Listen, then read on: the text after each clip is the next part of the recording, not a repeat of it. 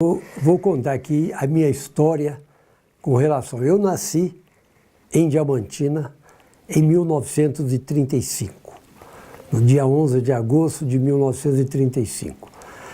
E quando eu vim para Brasília, em 58, eu estava com 23 anos de idade. Durante a minha permanência em Brasília, porque eu cheguei em Brasília em 58, mas para mim, Brasília começou mesmo em 59, quando a gente costumava dizer, quando faltava 6 meses para a inauguração de Brasília, a gente dizia que eram dos 8 meses, 6 de dia, 6 de noite e 6 de entusiasmo. E assim eu vi Brasília nascer.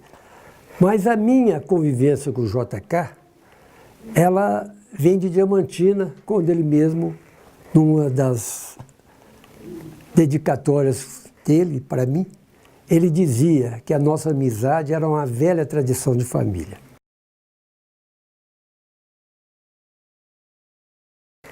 Um acidente que até hoje não está provado a sua morte. Eu estou há 21 anos tentando provar que o acidente foi um acidente provocado. Eu sempre estive ligado ao presidente. E como eu conto aqui, no dia 9, 13 dias antes do acidente, no dia 7 de agosto, corre um boato. No dia 7 de agosto, corre um boato da sua morte. Mas muito bem colocado na televisão, nos jornais. E eu recebo um telefonema do meu amigo Wilson Frade, que era o colunista do Estado de Minas, perguntando se eu tinha notícia do Juscelino. Eu disse a ele, olha, a notícia que eu tenho é que ele está na fazenda. Ele virou para mim e falou assim, não, eu acabo de receber uma notícia aqui que ele morreu num acidente de carro. Eu tomei aquele susto, liguei para o meu filho Marco, Antônio, que mora aqui em Brasília, que ele fosse à fazenda para ver, porque na fazenda não tinha telefone nessa época. E ele pega um carro, virou para mim e falou assim, aqui também em Brasília já está correndo o boato da morte dele. Vai a Brasília, volta, quando foi lá para as 8h30 da noite, ele dizia para mim que o Juscelino estava vivo. Nesta noite, morre um grande amigo do Juscelino, um amigo nosso, o Geraldo Vasconcelos. Ele chega do sítio, tem um infarto. E eu fico sabendo da morte do Geraldo lá para as 4 horas da manhã. Ainda vou até a casa dele, vejo, e o corpo saindo, e o Juscelino fica sabendo, e era dia dos pais, no dia 8 de agosto. O Juscelino então liga para mim, de Brasília, o Carlos Murilo, o presidente quer falar com você, passa o telefone para mim, para ele.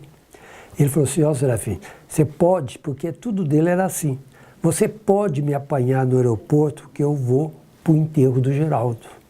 Naquela época o avião atrasava demais.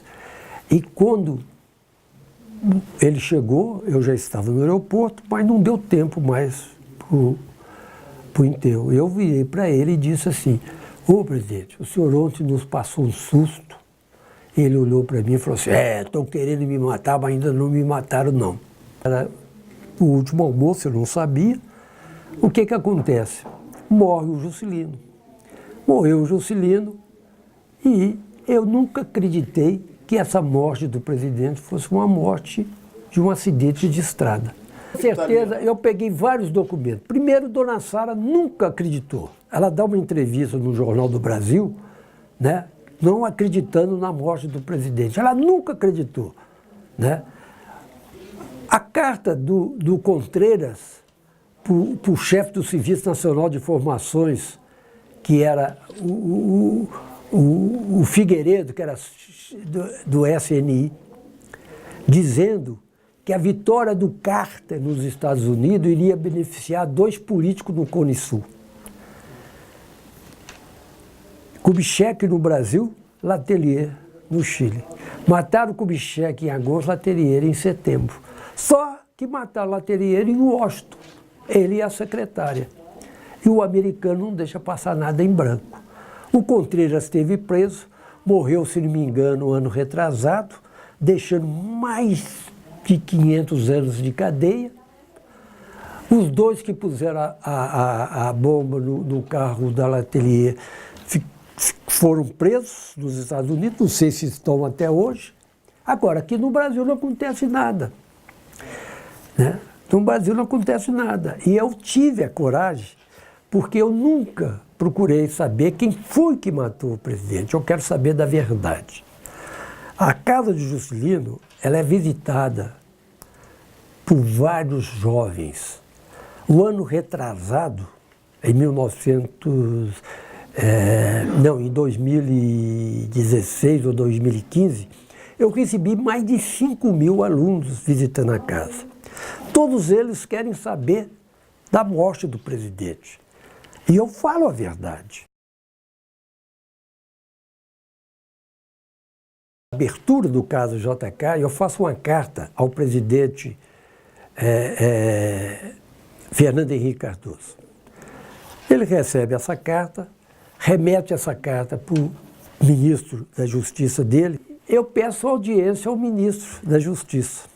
Ele me dá essa audiência e eu venho a Brasília. E vou encontrar com a Márcia e com o Zé Carlos. Quando o JK, por isso que eu falo que o Juscelino sempre faz que eu encontro com um advogado amigo, que era o Paulo Castelo Branco. E o Paulo é o meu advogado. Nós éramos 3 pessoas. O Paulo Castelo Branco como advogado, o Alberto Carlos de Minas como perito e eu. Nós dizíamos que nós éramos 3 mosqueteiros. E aí partimos para a investigação, fomos para Resende. Lá em Resende pedimos vistas ao processo. E aí que vem o conhecimento meu do processo. O processo para mim é uma farsa. Acontece que eu vendo o processo, e o próprio Paulo, que escreve um livro também sobre a morte do JK, eu cheguei que era uma farsa. Quais são essas farsas? São falhas terríveis. Por exemplo, eles mandam fazer a análise da tinta do Opala e do ônibus. Levam na mão. E o analista-chefe não assina. E eles têm a cara de pau de colocarem no processo a análise, que não foi assinada. O juiz não aceitou. O laudo cadavérico de Juscelino e do Geraldo, eles erram. Eles colocam a morte de vez de ser às 18 horas, que eles dois morreram logo que houve o acidente, que o Scania bateu no carro do Juscelino. Eles falam, né, que foi às 20h50, devia ser às 18 horas, põe como fosse 20h50, não responde o quarto quesito, que é o mais importante para responder, eles não respondem.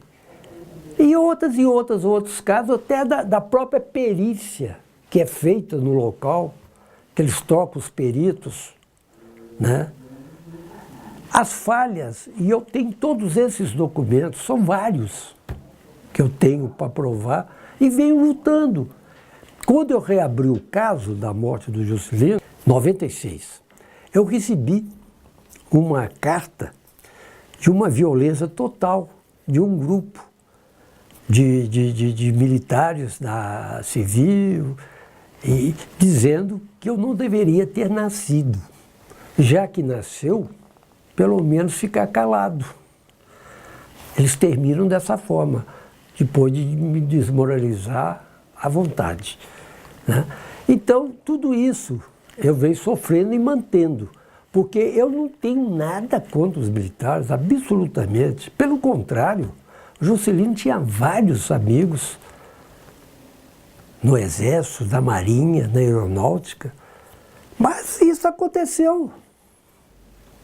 A morte do Juscelino, eu costumo dizer o seguinte, veja bem, Em 272 dias, morreu Juscelino, Jango e Lacerda. Juscelino morre em agosto, Jango morre em dezembro e Lacerda em maio de 77. 3 que não tiveram a morte investigada. Até hoje, ninguém sabe por que o Lacerda faleceu, por que o Jango faleceu, por que o Juscelino faleceu. A morte não foram explicadas, nenhuma delas. E, portanto, eu continuo. Eu reabri, infelizmente, quando eu não podia abrir o inquérito com Dona Sara viva. Então, a Dona Sara várias vezes conversou comigo e ela não acreditava, mas ela não queria, ela tentou, ela deu essa entrevista, se não me engano, em outubro de 86, 10 anos depois da morte do Juscelino, e nessa entrevista ela fala abertamente.